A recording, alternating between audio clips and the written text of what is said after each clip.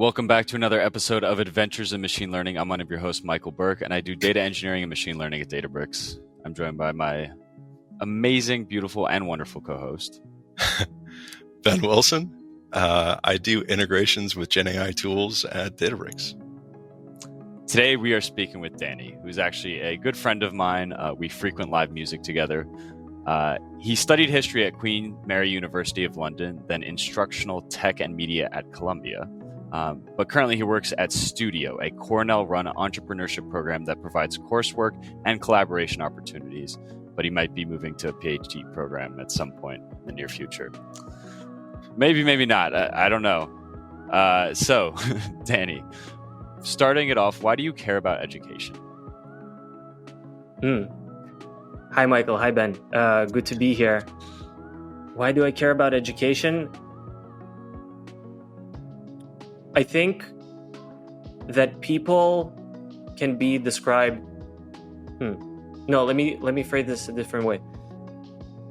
The best version of us is the sum of our positive influences, or maybe even more. But either way, every person at their best are a product of their best influences. We don't just, grow into who we are on our own. We grow into who we are because of the help we get from others, be it our parents when we're infants, older siblings, maybe teachers. And that's, where we come into education. I just love to see people grow. And I think it's important. And I think we should keep growing and never, get fixed into a zone of comfort intellectually. We should always seek out new information. And the people who can help us do that, I think they're instrumental to keep society rolling. So I just figured I would like to devote my time supporting people who are great in those ways. As an education professional, how do you think about nature versus nurture? I go heavy on nurture. I think nature gives us the temperament and a few base qualities, but nurture is huge. I guess it's because, we could go into philosophy. I believe in free will. There was a writer and a poet, Isaac Bashevis Singer, Nobel Literature Prize laureate, who said that we have to believe in free will. We have no choice. So just to be an optimist, I believe in free will, and therefore I think that we can change our predicaments and change other people's predicaments. And so I think nurture, and from what I've seen, good nurture can do a lot. And it basically shapes us. And nature, we work with the nature, but nurture can do a lot. Ben, what are your thoughts? I don't know. What do you guys think? I mean, I 100% agree with everything you said. I think all three of us are peas in a pod on that topic, based on the years that I've known Michael so far. He's definitely in that camp, continuous learning, improving through getting exposure to the right sort of information, the right sort of people. And I'm the same way. I seek that out. And it's great to hear more people who are in that camp. But the big topic that we were talking about before we started recording was particularly Gen AI and its influence in learning and the potentials that it possibly has. The first thing that popped in mind with talking about nurturing for me is at different developmental stages of a learning journey that somebody would have over their lifetime.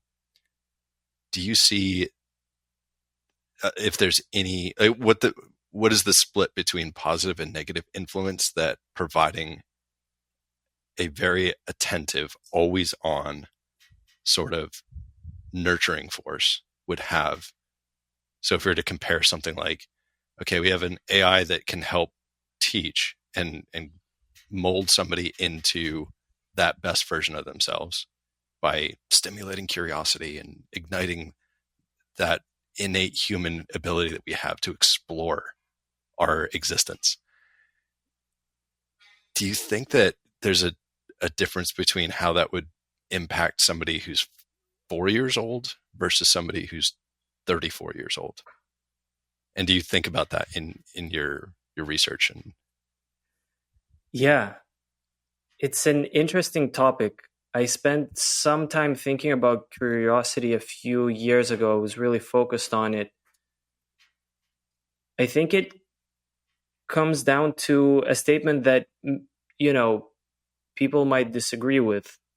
We don't know if it's true, but I feel that it's one of the truths that I live by, is that people never lack motivation, or people are never not motivated. They're always motivated, but the question is, they're motivated to do what? Maybe someone's motivated to, you know, to complete a video game in a day, or maybe someone's motivated to read a book in a day. We assign values to all of these activities as a society, positive, negative. But I think there's always, I don't want to sound like I have, rose-colored glasses on at all times, but I think I do a little bit. But I think it helps. I think that there's always a reference point that's familiar to a person. We all have reference points or topics that we're interested in that just connect with us. And the interesting puzzle for me in education is, how can I find the right reference point to reach the person? Be it a 4-year-old who for some reason likes boats and pays attention to boats, and or toddlers. It's very difficult to get many signals from them just because they cannot communicate as well. So you have to observe them really closely to see what interests this person. mm-hmm. And then, teenagers who might be not on their best behavior and rowdy, I always wonder what's going on there and what motivates them and where are they going, and then looking how to integrate my goals with their goals and see if we can work together so that both of us achieve the outcomes that we can. And the adults as well, same thing. Just looking at when they're most interested, what they're most interested about, and seeing how we can just use these reference points or points of entry to push the conversation forward. Including how they communicate with AI. I don't know if conversation agents, the large language model conversation agents, currently have the capacity to understand reference points, but the fact that they can bring up examples for a situation that might be relevant for a person who's seeking knowledge, I think that can help. Like, some of the students that I work with are high school students, and coming up with examples that are relevant is the key thing. And definitely, large language models' capability to explain how a business works in terms of, sneaker resale, that's big and that's usable, like right now, like tomorrow in a classroom. So yeah, it's about entry points. I hope it answers the question. Let me know if it doesn't. No, sorry, I went on a ramble there. No, it was a fantastic answer, and it aligns to my own personal experience with using Gen AI daily. I use ChatGPT quite often for tactical use cases, but I also have a different setup that I've done with that interface, and I also evaluate a bunch of these other providers to test their capabilities for work, of course. But there's also, I've always had a predilection from a young age. I remember how exciting it was to go into my town's public library and I'd go there with a couple of friends, and they go off to the comic book area. And I was always the nerd who would go over to the reference section, and I had something that I was curious about, maybe on the walk over there, or something I was thinking about the last week. I'm just like, I know nothing about this, but I want to learn just at least a cursory amount of information about this. So I'd go and try to find a book, or go get the encyclopedia and go read about this, and just feel satisfied that I'm like, hey, I now understand this a little bit better. I don't know really what is going on here, but at least I know a little bit about this. And I think that general knowledge is super useful, so that you just, not so much in the, oh, I now know trivia. It's more like, I now know what this is. So if I need to learn more about it later on, I have that base that I just built by going to get that reference material. And then fast forward,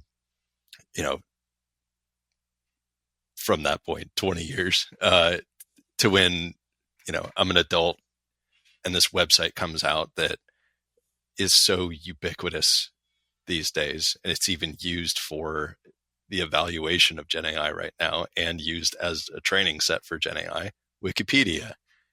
Everybody has interfaced with it. I used to spend free time just doing Wikipedia crawls, where I'd pick a topic and I'd open every link on the page. And then I wasn't done until I'd read one tree depth down, so that I kind of understand that topic.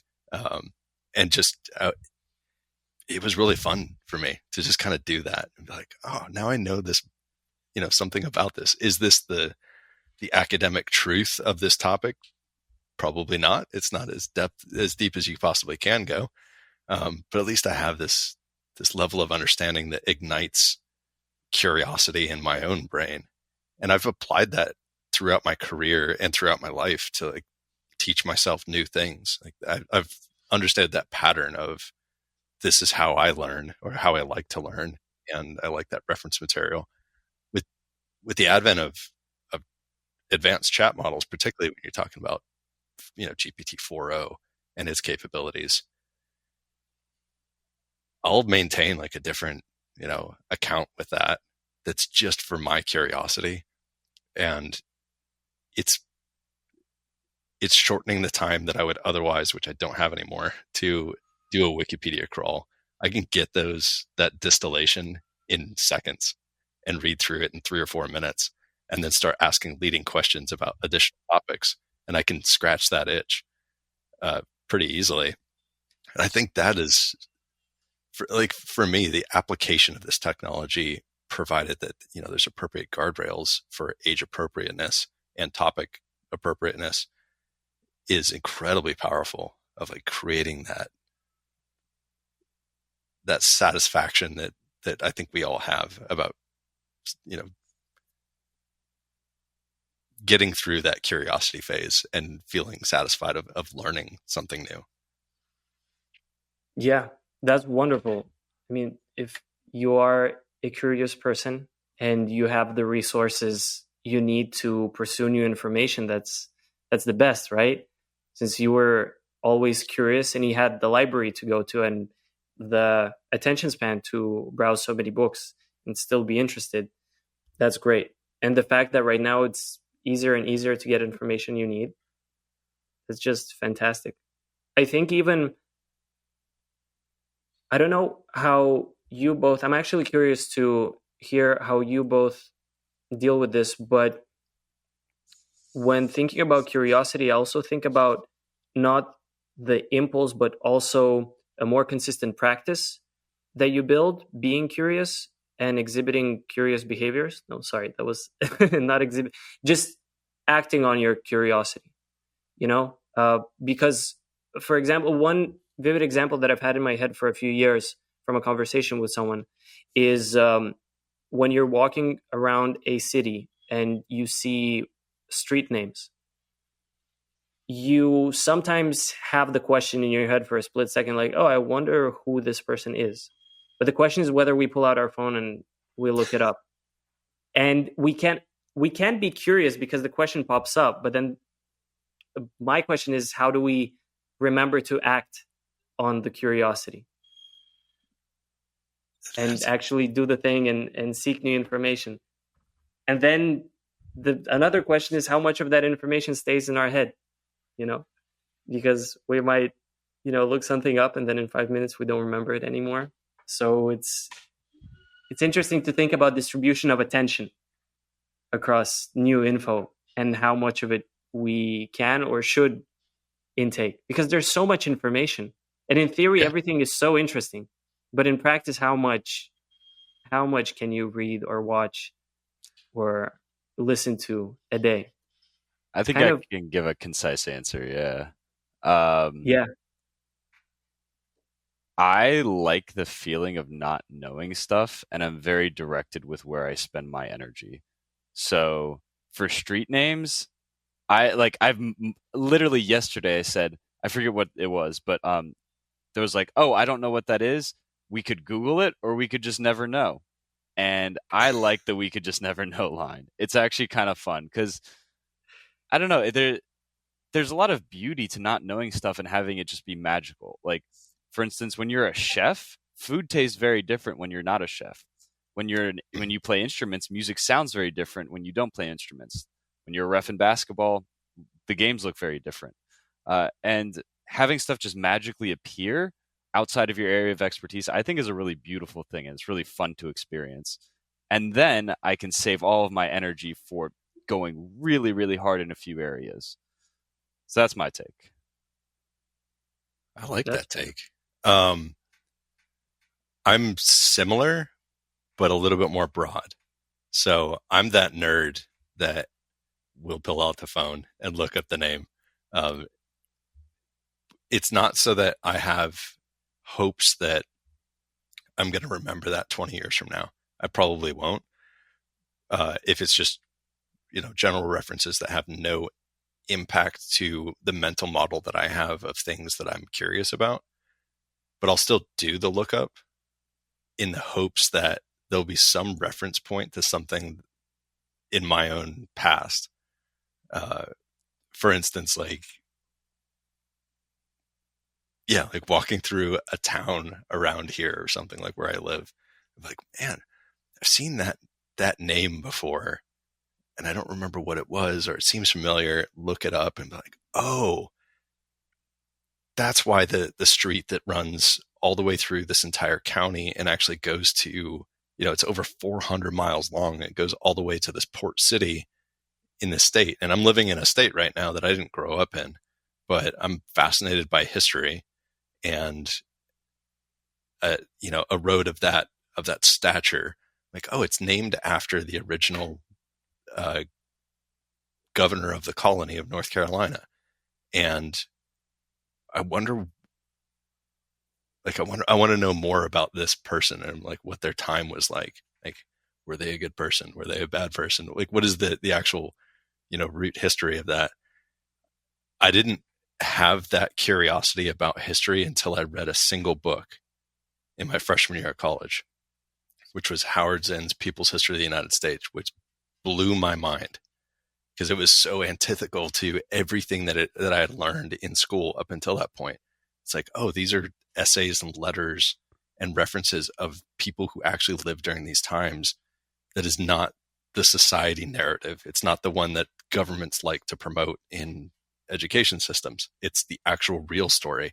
And a lot of it's super dark, and it's full of a bunch of events that I could understand why the government wouldn't want to teach young children that it used to do things like this 200, 300 years ago.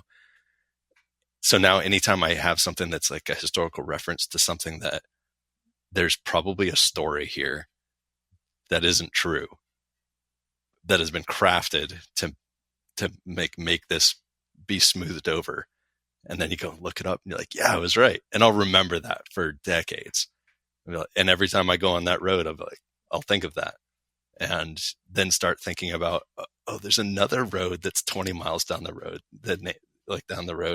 that has a very British sounding name, or it sounds like it's somebody from Scotland. Why is this name? And so it incites that curiosity. So I always do stuff like that just in the hopes of making a connection. But if anybody were to look through my search history on any browser, they'd be like, what is wrong with this person? Like, why do they search all this random junk? Because I'm constantly doing stuff like that. And with Gen AI, it's even worse. Like in my account with ChatGPT, I'm sorry, OpenAI, of all the ridiculous questions that I ask, because it's just filled with random nonsense. I just bought the book. You were going to say, Daniel. No, but that's good. I feel like as long as it satiates the hunger that we have, either it's, just hunger sometimes, for new things or hunger to discover something every day. It's great that we have it.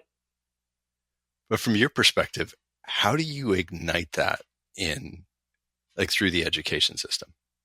What's your theory on the best way to get as many people activated in that way so that they are curious about, not just about themselves and things that are very insular to just their own existence, but more to an industry that they may work in, or the society, the neighborhood that they live in, the society that they live in, their fellow humans, or their environment. Do you see that Gen AI application in education would provide a means to sort of spark that fire?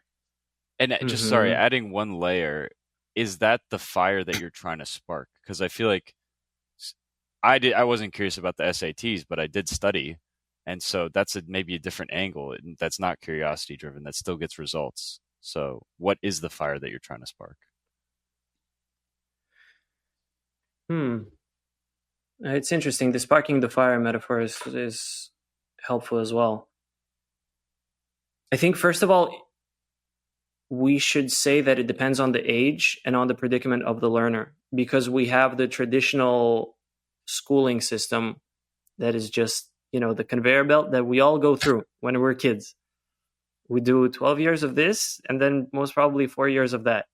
And as we go through that kind of process, I don't know about you guys, but I think most people don't question why they're in school. They're just like, yep, we just got to do this. We're growing up. We need to learn all these things. And then, then we'll be adults and we'll see.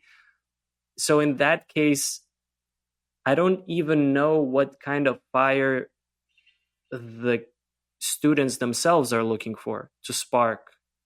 I don't know how often, and maybe it depends on where the students are in the world and what kind of school they're going to, but I don't know how much of school is just inertia for people, that this is just something that needs to happen. And I know that there's a fair amount of people who feel the same inertia in college as well.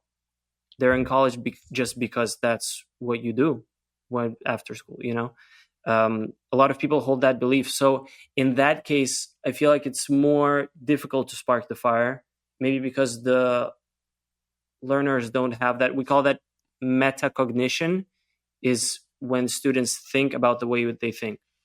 Mm-hmm. So, and think about their learning strategies and how they acquire knowledge. I don't know in these formal education systems whether, to what extent the students, well, not all of them, but some, maybe a large portion of them, are looking for that fire themselves, or they're there just to be there. But in other contexts, if we're thinking about, for example, museums where people go on their own accord, they're not required. And also adult learners, once people get to master's, doctorate level education, professional education, executive education, we feel like adults can be responsible for their own decision, and they go into a learning experience already knowing kind of what they want to get out of it and what they want to learn and what they want to get better at. So I would say that it's easier. The extracurriculars and the continuing education is easier. Traditional education is more difficult. I've mostly been working with continuing education and extracurricular. Most of the work that I've done was either with graduate students, so MBA students, executive MBA students, right now at Cornell Tech, engineering masters and law masters, or with high school age kids who are in experiences that are extra to their school. So it's summer fellowships, summer camps, summer school programs. And in all these cases, I think I've had an easier job sparking the fire than people in teachers in traditional education systems and professors at universities, just because the students were in the classroom knowing that they want to be there and choosing to spend their time in that classroom as opposed to somewhere else. And still, I guess the problem is that some people might come to schools just to get a piece of paper to get a job. even for a master's, just to show a potential employer that they've made a pivot to a different field. So then it's more difficult to establish that ground, like, hey, what are we doing in this classroom? And, for what reasons are you here? And why do you want to be present? But then again, we just come back to, authentic context and what the student cares about. That's why I really enjoy entrepreneurship as the discipline in which I do my work, entrepreneurship education. It's because people who really want to do it, they craft their own journeys and they select a topic of interest, where to launch a business or where to do a case study or what to analyze. They're almost naturally drawn to what they know, not to what they know. Well, partly to what they know, but to what they're interested in. And then the question is how to not make it boring for them, how to keep them interested as opposed to make them, because they are interested. But how do you keep them interested and don't overload with theory that doesn't connect to their context, and maybe help them uncover a certain layer, just as, you see a familiar name as a street sign, and then you uncover that they have like a connection with this other person from history and so on and so forth. I feel like people like making connections like that. I really like explaining when I see high school kids who come to class in all the sneakers, the Nike SB Dunks and whatever.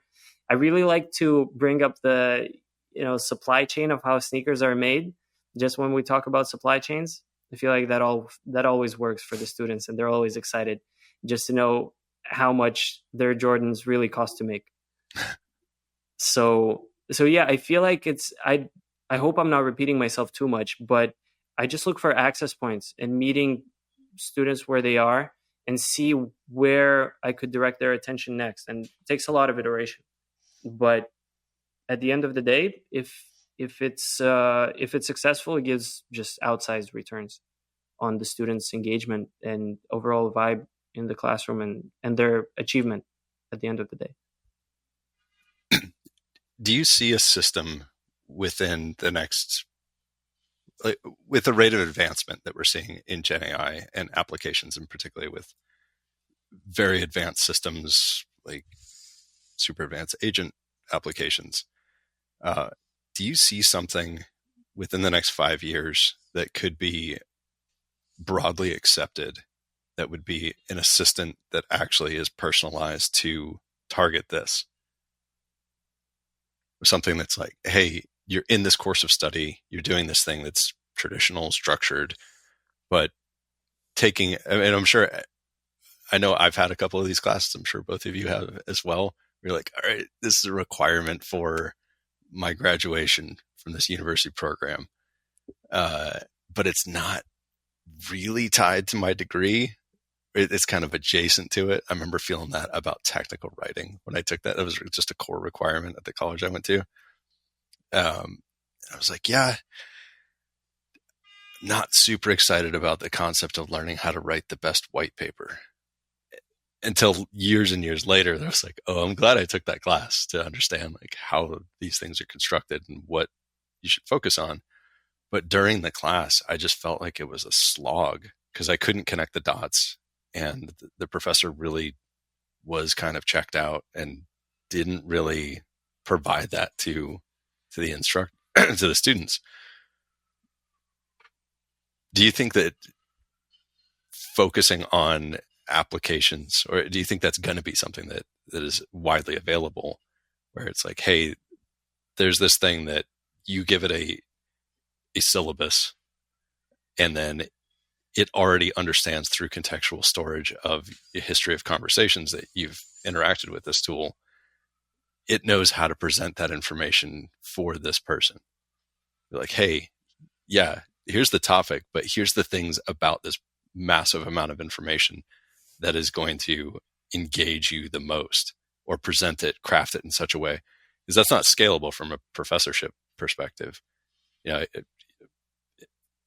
Any teacher anywhere with a room full of students is not going to be able to craft, 120 different lesson plans. Yeah. Widely available within the next 5 years? I would say yes, to an extent. I think it can be widely available right now. even to a limited extent, because we've already seen that,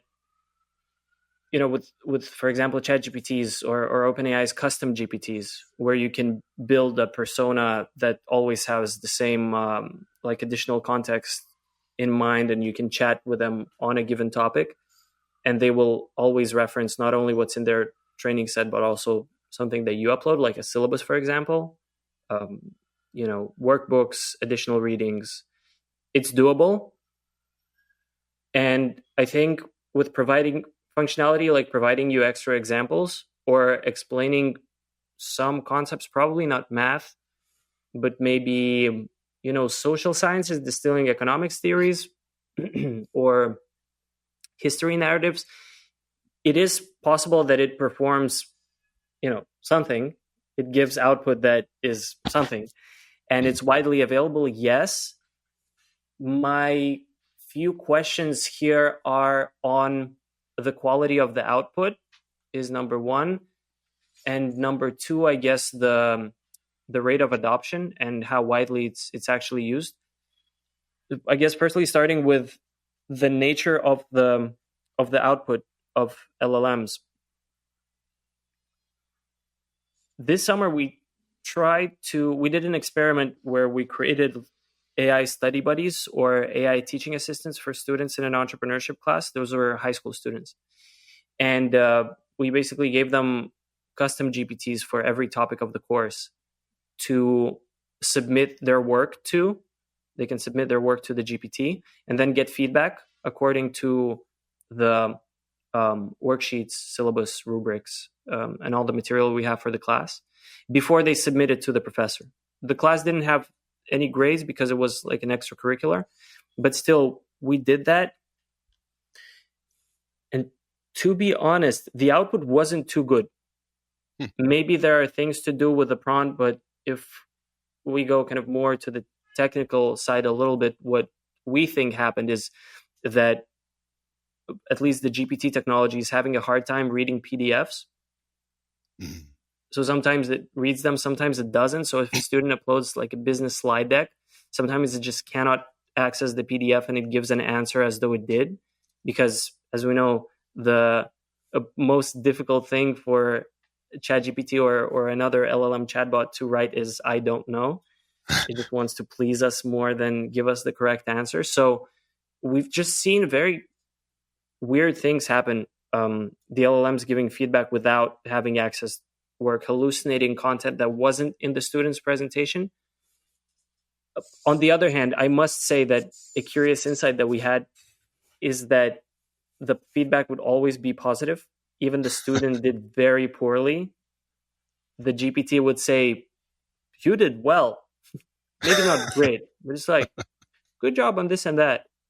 And we had students kind of write in their reflections. We collect their reflections just to see how they feel about technology as well, and just to get a glimpse into their experiences. One student said, "Oh, I thought I did really poorly on this assignment, but then I put it into the GPT and it told me that I did a good job. So yay." And then and it's a legit question. Some would say, "Hey, this is false confidence," and they think they know everything. Well, they don't know it. And but at the same time, if someone is telling you that you did a good job, maybe that helps you be more involved in a process. This can go into the participation trophy discussion, of course. Right. But it's interesting. So the output, we found that it's not really reliable at this point in a student-facing way. Maybe it will be in 5 years. We don't know the rate of change of these AI models. There was this one person, I don't remember who it was, but he had a comment that about the rate of growth of LLMs. He said, "My toddler is now 10 months old. If he grows at the same rate that he has been growing, for the past 8 months, then in 10 years he's gonna weigh 1,000,000 tons, or something like that." So it's not necessarily linear, but again, this is a speculation. I don't feel like that's my topic of expertise, but right now what we see is that output is not always reliable, and I don't know if it will be reliable. Maybe we're asking too much of it. Maybe we should just ask it to give examples and not give students feedback on its work. Maybe we should limit ourselves to a more narrow use case to make it work. But yeah, the output is questionable. We have to work with that. And the other thing that we have to work with is how much people actually use it, how much professors and teachers employ it. Because even if a technology is available, what I have seen is that it does take time and attention experimenting with it so that it's viable to integrate into the classroom. And time and attention in a teacher's life are scarce resources, especially if someone is overworked, or, maybe they're just someone who doesn't experiment with technology too much. Maybe they're not looking into ways to improve. Maybe they're happy with how they teach and how they've taught for the past, X years. And then they just don't use it. So the technology can be there for the taking. But if the teacher does not know how to adopt it or is not willing to adopt it, then, nothing happens. So just sorry, again, I ramble on, but I guess the short answer would be in 5 years, AI tools might be good enough for education-focused use cases, for some education-focused use cases, not others. And they will likely be implemented by a range of early adopters among teachers. Among students, I'm actually more optimistic. I think more students will be using AI tools than teachers will, just to help themselves. But that brings another question of, how good of teachers LLM conversation agents are. I haven't seen a reliable benchmark that would evaluate a language model's performance in education, how good of a tutor it is, because we have benchmarks that evaluate their kind of cognitive ability, so to speak. Mm-hmm. But that's a whole other rabbit hole that I guess I'll just pause here. Sorry, I've been talking way too much. So I have a purely theoretical question for you. That you mentioned this like rate of advancement of everything that's been happening. And it's truly staggering when you think about it, the difference between the true foundation of OpenAI's tech, or the original GPT-2 model, basically put up for free on Transformers, Hugging Face Hub.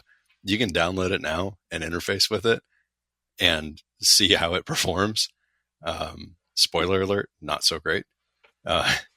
It is not particularly sophisticated as compared to the latest state of 4.01 that's in beta right now. So seeing that advancement and this nonlinear trajectory of, it's on a logarithmic course now, could be exponential in the next couple of years. First part of the question is, do you feel that it's inevitable that we're going to hit not this generalized, highly capable intelligence in AI that can do this one thing really well, right? Right now, it can understand language really, really well.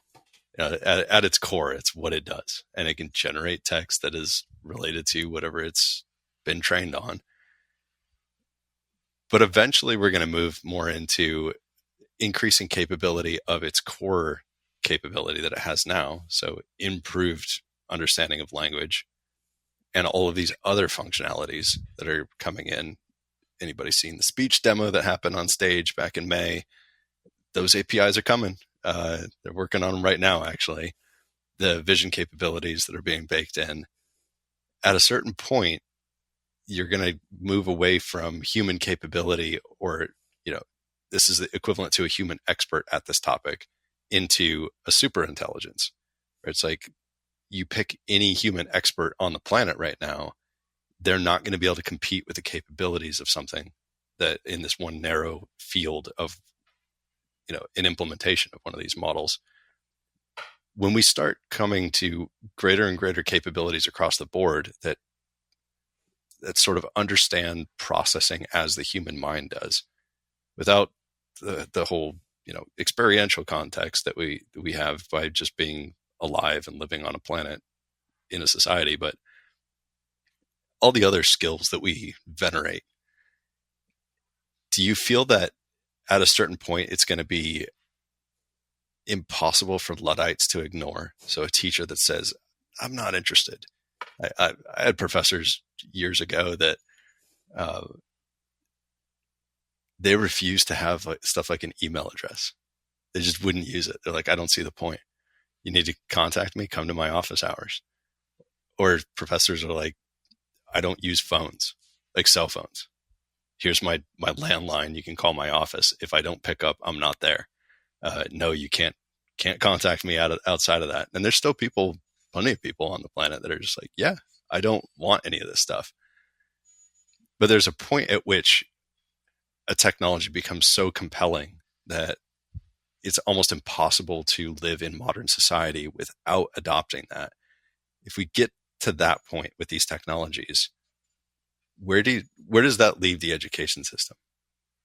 If the response from feeding in that syllabus to that course is a rewrite of the syllabus and a critique of the nature of the instruction itself. So it's almost like an attack on the instructor when you're interfacing with this thing. And it is fully capable of creating a more effective lesson plan and a means of interacting than a human teacher ever could. And then there's metric data that proves through cohort analysis of people that use this and their teaching methodology, they are academically more proficient by a statistically significant amount than those who attended traditional. Where does that leave education? What I could say without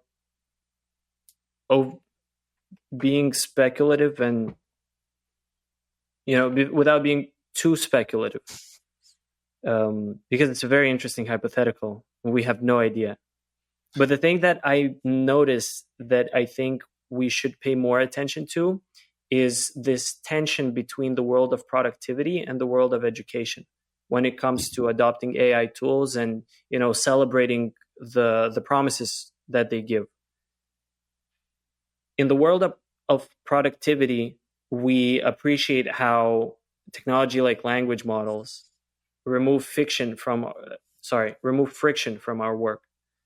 They make things more seamless, more frictionless, faster, easier, and we love it when we try to get things done. But in the world of education, and it's the topic that I guess interests me the most right now, this friction is necessary. We need to struggle to learn, just cognitively. We need something that's difficult, not too difficult, but not too easy. To grow, we need to engage with a complex problem. We need to, think about a history essay question, which is, to what extent factor A or factor B played into the rise of, Napoleon in France. We need to tell ourselves, we don't know. This is a problem that's difficult. Let's think through this. And when we start thinking through this and then we start writing about it, I feel like that's when we gain knowledge. And if that friction is removed and it's no longer there, then we don't grow as humans, which is, it might be a problem. I'm thinking of Google Maps. We have Google Maps so that, we don't have to kind of know the map by heart and we can orient ourselves. So do we need orientation skills when we have Google Map in our pocket? We don't know. Maybe yes, maybe no. But there is at least one study that I remember from a while back that concerned calculators and the multiplication table, and the question whether, why just not use a calculator and that's it. That study found that when people learn the multiplication table by heart before they go on to use the calculator, that helps them achieve better results, because by learning the multiplication table and how, I guess, algebra works overall, we form these mental models in our head about how the world works. And then it's easier for us to more deeply understand the underlying currents under, algebra. And when we use the calculator, it's a useful tool that supports our mental models and helps us kind of achieve better results in terms of productivity. But also, I guess, AI, it doesn't concern productivity only at this point. It concerns the creativity as well, which is, it adds an interesting layer to it. But overall, yeah, I don't know if there is something that's smarter than us.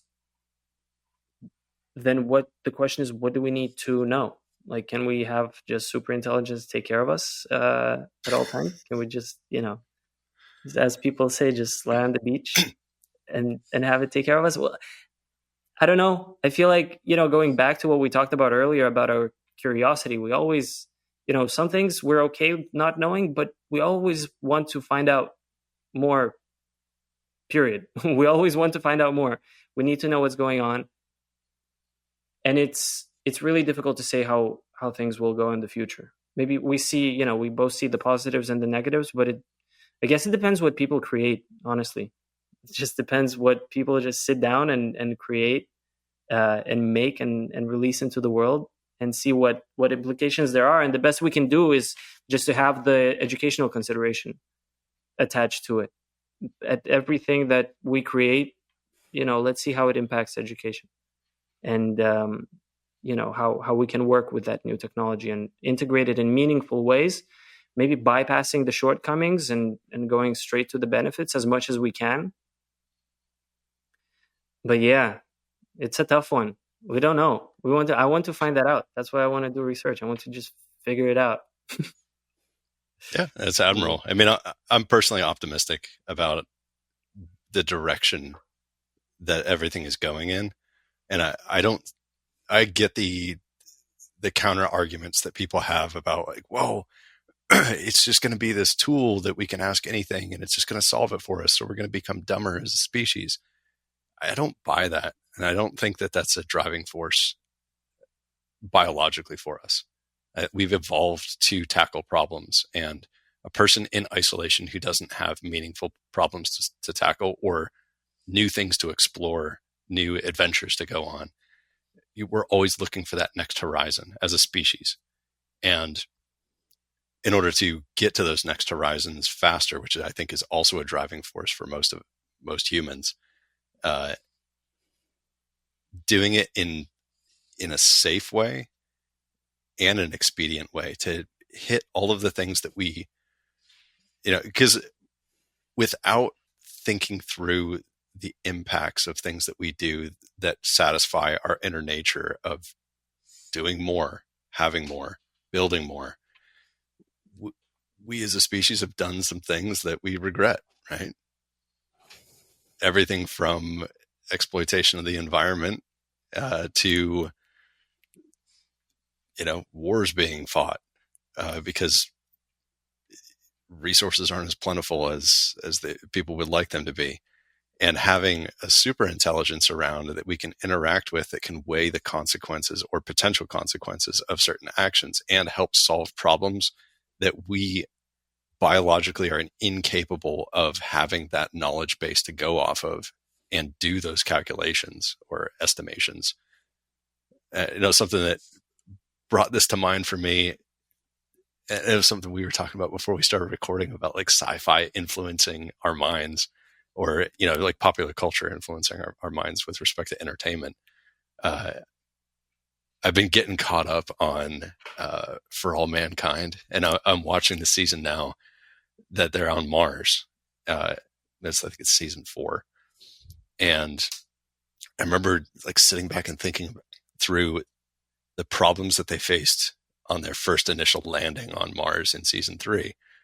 And the nerd that I am, I'm just thinking like, what are they doing for radiation protection? And I don't think that like that would be viable for them to be spending so much time out on the surface and then having this little hab that they built that's just sitting on the surface. Like, they're going to have so much DNA damage. And of course, the people that are writing the show, they probably consulted a few people that know a little bit about this type of stuff, but they're not talking to every expert that's out there. They're not talking to nuclear physicists or or medical professionals being like, what is the effect on the human body of having a very thin atmosphere for an extended period of time? They covered a little bit in like the moon phase of what they were doing. And I just started thinking like, well, what if there was a super intelligence that you could be like, hey, here's our plan. Here's all 37,000 pages of our plan to go to Mars from, NASA Ames Research Center and JPL. Here's like the high level plan. Can you review this and come up with recommendations of how we can not kill people and not have these issues happen? And then having it generate a modification to that plan that has safety considerations and environmental considerations, things that you could think through in more depth that has all of that additional context. They think about how powerful that sort of system would be to just give us an additional layer of checking. Yeah. It sounds to me like you're describing an omnipresent parent for humanity, It's like a guardian or just someone who could, make sure we're doing things right and correct when we're doing things wrong. Just kind of watch over us, take care of us. Well, I don't know. Sounds like it. Maybe an omnipresent teacher, an omnipresent mentor. Yeah, that would be good. If that happens, I would take it. If we live to see it. Maybe we do. Maybe we don't. Michael, what do you think? I knew this would happen in this episode. I have literally like 18 questions that I've been like trying to re-enter into the conversation. So that's what I think. But yes, I agree. It'd be cool to have an omnipresent parent. Be helpful. There's one thing that I can't end the episode without getting clear though. So we talked about these access points. I intuitively know what you're talking about because I experienced them, but can you go a little bit deeper into what the hell they are? Like, I am in a current place in knowledge. I'm in an emotional state. I have a set of interests and I know these things. I want to attain this new set of information. And the way that I envision that in my head is like, all right, I have this structure and I'm like adding pieces on top of it. And maybe the structure isn't geometrical, maybe it's like a blob or something, but I'm like appending into my existing knowledge base. So to that end, one, does information have to be appended to the existing base, or can it sort of live in isolation and float by itself? And then two, for your access points, are they emotional? Are they, where's the learner? Where do they need to go? Like, what exactly is an access point? That's a fantastic cognitive science question. I'll try to answer it to the best of my ability, partly by kind of mirroring what I've read from other people. I think you're spot on that not always, but sometimes, maybe even often, we integrate a new piece of information into our existing, frame of thinking, or the cognitive scientists, they call it cognitive schema, or the educational scientists. I don't want to step on cognitive scientists' toes because I only know the educational part of it. But yeah, we either integrate the new piece to go with what we know so far, or sometimes what happens is we see a new piece that is so different that we adapt what we know to fit the new piece. So we see something new and we're like, wait, this doesn't fit into anything I know. So I have to go back to what I know and kind of rearrange pieces to make sure that the new piece of information fits. And that happens kind of almost subconsciously, I think, if I'm using the word correctly. But in terms of how these access points, how access happens, my best guess is that it's emotional first, because I believe that feeling is the beginning of thought, and there are many people who would disagree. but feeling, in any case, feeling is a good place to start. I know that it elicits a strong response in our minds, and it helps things stick around for longer. And it sounds like, Michael, you're just trying to see how to transform yourself into a learning machine. Like, how can I best learn the new information? Maybe let me know if I'm wrong, but it is a good quest to have. You're not wrong. Yeah. I think it's just connecting things to what we know.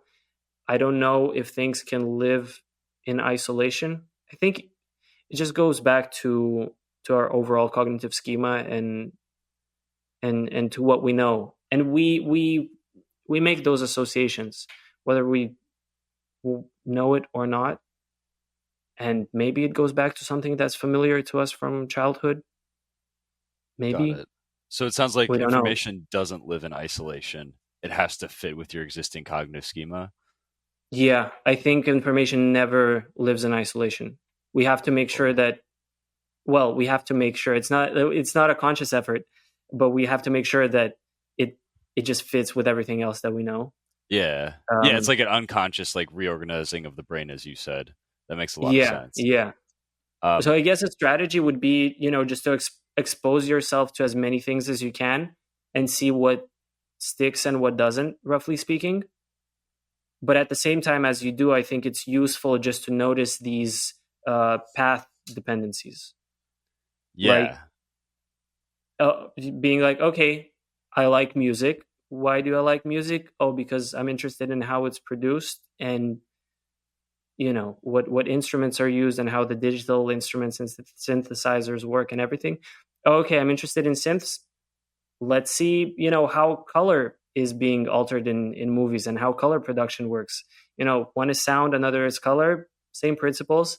Okay, I know about that. Let me see how, data management works at a large company. It's also kind of being on this big synth, which is a database, and tweaking knobs just to see what works. And the thing that I would love for people to think more about is that things are more connected than we think they are.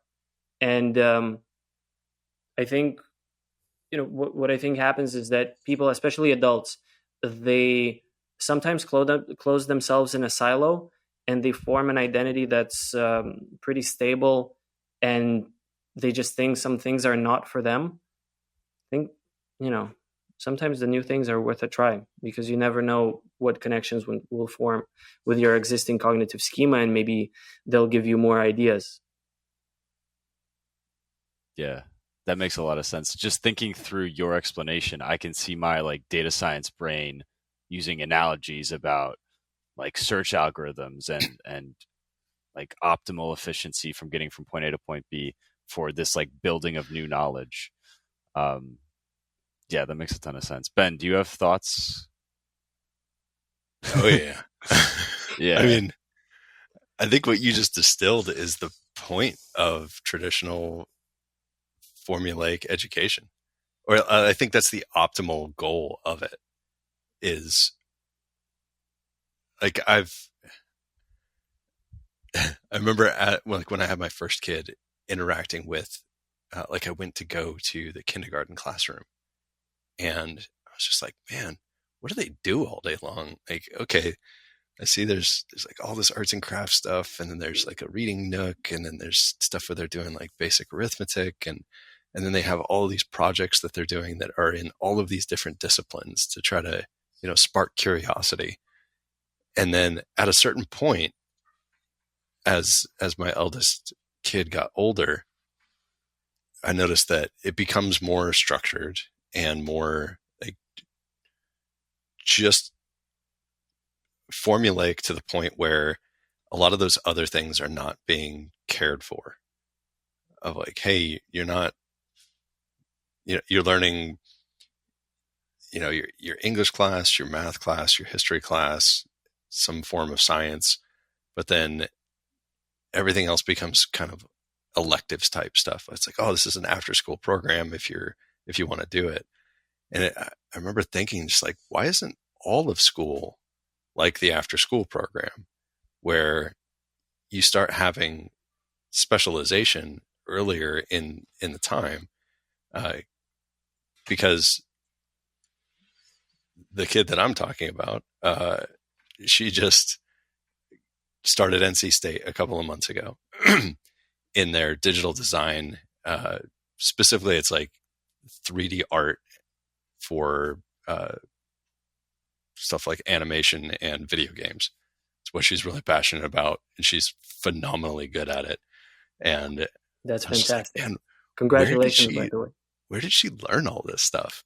And I remember, buying her stuff like, oh, here's your laptop that can do this type of art that you're talking about. I have no idea. Like, I'll set your laptop up for you. I'll buy the software that you need. And, this crazy tablet that's basically a screen with a pen. And I was like, this is the stuff. Like, I looked this up, and this is what they use at Pixar. And she's like, oh my God, this is amazing. And then within a couple of hours, seeing the result of the first thing that she made with it, I'm like, I'm not even remotely capable of doing anything like that. And then that sparked curiosity in me. I was like, I wonder if I could do something with digital art. And I did drew like a landscape thing. And she starts critiquing. She's like, oh, maybe you do a little bit different here, and like shading here a little bit different. And I was like, yeah, I can do that. I was like, did I think that I couldn't do any of this stuff because of the education system? Because I never took art classes. I never really engaged in that. I'd always thought like, oh, I'm terrible at this. But I've seen stuff with other like-minded adults who are very curious and are in that mode. Like, I've met a very small handful of them in my life where at the age of, 67 years old, they pick up the guitar for the first time, and they're terrible, but they don't care. And they keep on working at it until 2 years later, you're like, whoa, you can play that, classical piece of music on that guitar, finger picking style. And that sounds amazing. And then they're just off onto the next thing. They don't want to get stuck in some rut where they're just doing the same thing. Their minds feel stifled and frustrated like that. And I think, at least for myself, emulating those people is my life goal. It is like, I want to be that guy in his 80s picking up a new skill and just trying to prove to myself that I can do it and enjoy the process of being terrible and then seeing myself get better over time. I love that feeling.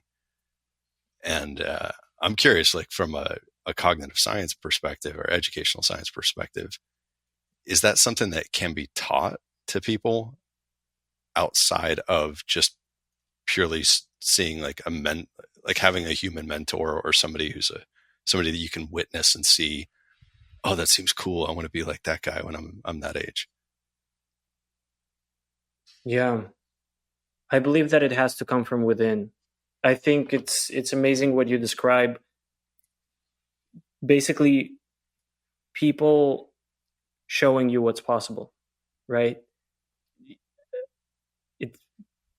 People around you showing you that graphic design is possible, and it's not something that that is just done like magic. People showing you that picking up a guitar at any age is possible. I think we humans do good at relating to other people, which is, I think, one of the reasons why humans need other humans in anything we do. Just to see, oh, this is a being who is just like me with hands and legs.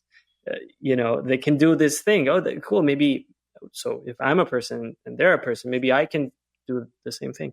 Then the question is, maybe some people put more hours into one thing than others. But I think it's just fantastic. And I don't think that it can be taught. No, maybe I do think that it can be taught because it's a habit at the end of the day, right? The habit of trying new things, and habits, we can form them. If someone helps us form those habits in childhood, yeah, that's good. But we can do it in adulthood as well if we try. But that needs, specific influences and just, other people showing us that it's possible. Yeah, I just want to affirm that side of the argument. Like the single best learning tool for me is being around other people that know how to do something. And I always elevate my game to the level of the players. Like I play a lot of basketball. If I'm playing in a bad league, I'll like jog around and like I don't know, shoot dumb shots. But if everybody's better than me, suddenly I lock in and I play really well. And then if I go back to that bad league, I get reminded of like how much growth I can make in such a short period of time. So I think it's absolutely essential. Like what you surround yourself with and what you input into your brain, it can't be discounted. It's so important. Yeah, fully agreed. It's the right environment in terms of the people, in terms of information we consume as well. I mean, it's a whole topic, I guess, for another day. But the information diet that we're on is really important. Just what we see when we pick up our phone in the morning or in the afternoon or evening, any time of day. But especially in the morning, what do we go scroll around, which can be good as well in its own right. And who do we follow and who do we listen to? What information we allow to reach our minds? It's fascinating, and our body as well. Let's not forget our body. Just overall, just taking care of ourselves. But the environment is a great example of taking care of ourselves in a holistic way, and being around the people who inspire us to do new things. I think it's something to aspire to. Yeah. All right. Well, over time, on that note, I will summarize. Once again, there's like 8 hours of topics that we didn't cover, and I'm mad about it. But some things that stuck out to me, at least, there are many ways to learn. It can be curiosity driven. It can be willpower. It can be via someone telling you to do it. And finding ways to sort of access whatever motivates that specific person is really important as a teacher. And we discussed this concept of an access point where you can sort of reach someone and start sparking that fire. I think we all know it intuitively, but it's sort of hard to define. Information does not live in isolation in your brain. Your brain unconsciously rewires to make new things fit. And there are really important implications for that because if you're trying to acquire something new, you need to go from point A to point B, and there's no sort of jumps. There has to be a continuous scale where you can incorporate that new thing into your existing worldview. And then also education is super highly dependent on the age of the learner. So Danny, if people want to learn more about you, your research, where should they go? They can reach out on LinkedIn. To be honest, I'm online once in a while. Just shoot me a message. I'm Daniel Hiterer. Last name is Hiterer. Just reach out. I'm here. Happy to talk. Happy to tinker together. Cool. Yeah, that's me. Awesome. Well, and also, Michael, well summarized. Oh, I appreciate it. Commendable. No, thank you. All right. Well, until next time, it's been Michael Burke and my co-host, Ben Wilson. And have a good day, everyone. We'll catch you next time. Bye, everyone.